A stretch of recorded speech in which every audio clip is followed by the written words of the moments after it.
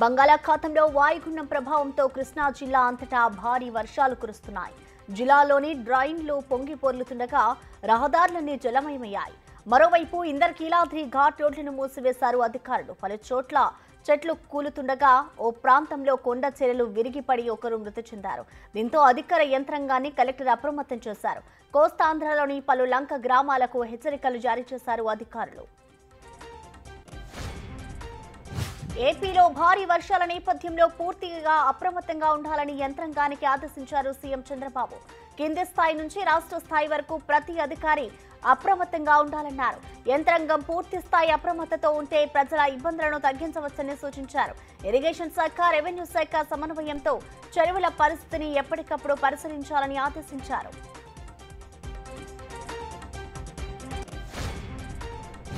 కబ్జా చెరువుల్లో ఆక్రమణల చర్యలు ముమ్మరం చేశారు హైడ్రా కమిషనర్ రంగనాథ్. అందులో భాగంగా పటాన్ చెరువులో పర్యటిస్తున్నారు. కబ్జాకు గురైన సాకి చెరువుని పరిశీలించారు. చెరువులో 18 అక్రమ కట్టడాలు ఉన్నట్టు గుర్తించారు.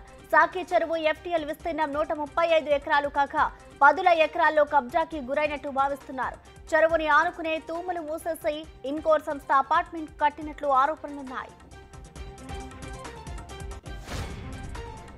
విశాఖ శ్రావణ షిప్పింగ్ యార్డు ప్రమాదంలో గాయపడిన బాధితుడిని Visakha west MLA Ganababu collector పరామర్శించారు. వారికి అందుతున్న వైద్య సేవలపై ఆరా తీశారు. కిమ్స్ ఐకాన్ ఆసుపత్రిలో మెరుగైన వైద్య సేవలు అందించాలని అధికారులకు సూచించారు. నిన్న రాత్రి ఎసిటాన్ లైట్ బ్యాగ్స్ ను ఒక కంటైనర్ నుంచి మరో కంటైనర్ కు మార్చుతుండగా ప్రమాదం జరిగింది. ఎసిటానిలైట్ అనే విషవాయువును పీల్చడంతో అస్వస్థతకు గురయ్యారు 5 కార్మికులు. సమంత వ్యాఖ్యలపై నిర్మాత నట్టి కుమార్ స్పందించారు. 2019లోనే జీవిత, జయసుధ, సుప్రియ, స్వప్నదత్తో ఇండస్ట్రీలో కమిటీ వేశామని చెప్పారు. ఆ కమిటీ సూచనల మేరకు సినిమా లొకేషన్లలో మహిళలకు సదుపాయాలు కల్పించామన్నారు. టాలెంట్ ఉంటే నటిమణులు దేనికి లొంగాల్సిన పని లేదని వ్యాఖ్యానించారు. ఇద్దరికి ఇష్టమైనప్పుడు కాస్టింగ్ కౌచ్ ఉండదని, అదే విషయాన్ని దువ్వాడ వ్యవహారంలో పోలీసులు చెప్పారని స్పష్టం చేశారు. తెలంగాణకు రెడ్ అలర్ట్ జారీ చేసింది వాతావరణ కేంద్రం. ఈ రోజు, రేపు రాష్ట్రానికి భారీ నుంచి అతి భారీ వర్షాలతో పాటుగా అత్యంత భారీ వర్షం కురిసే అవకాశం ఉందని హెచ్చరించింది.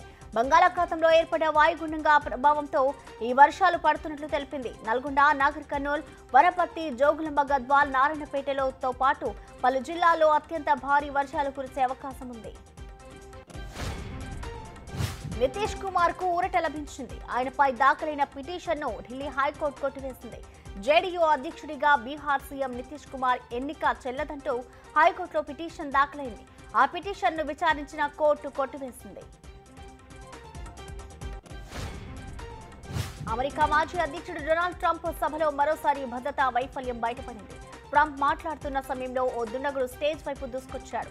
దాదాపు మీడియా పాయింట్ వరకు చేరుకున్నాడు. దీంతో అప్రమత్తమైన ట్రంప్ రక్షణ సిబ్బంది అతన్ని అదుపులోకి తీసుకున్నారు. అప్పటికే ట్రంప్ ఒకసారి హత్యాయత్నం జరిగింది. మరోసారి ఇలాంటి ప్రయత్నమే జరగడంతో ఉద్రిక్తత నెలకొంది. ఉక్రెయిన్పై రష్యా దాడులు కొనసాగుతున్నాయి. కర్కీవ్ నగరంపై రష్యా దళాలు గ్లైడ్ బాంబులతో విరుచుకుపడ్డాయి. ఈ దాడుల్లో 14 ఏళ్ల ఓ బాలిక సహా మొత్తం 5 మరణించారు. మరో 47 మంది గాయపడ్డారు. బాంబు పేలుడు తీవ్రతకు 12 అంతస్తుల ఓ భవనంలో మంటలు చెలరేగాయని, అందులో చిక్కుకున్న వారిని రక్షించేందుకు సహాయక చర్యలు కొనసాగుతున్నాయని అధికారులు తెలిపారు.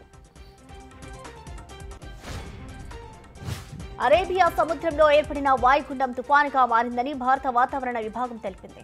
ఈ వాయుగుండ ప్రభావంతో గుజరాత్లో కుండపోత వర్షాలు, వరదలు ముంచెత్తుతున్నాయి. ఈ తుపానుకు పాకిస్తాన్ సూచించిన అస్నా అని పేరు పెట్టారు. 1976 తర్వాత అరేబియా సముద్రంలో ఆగస్టు నెలలో ఏర్పడిన తొలి తుపానుగా దీన్ని తెలిపారు.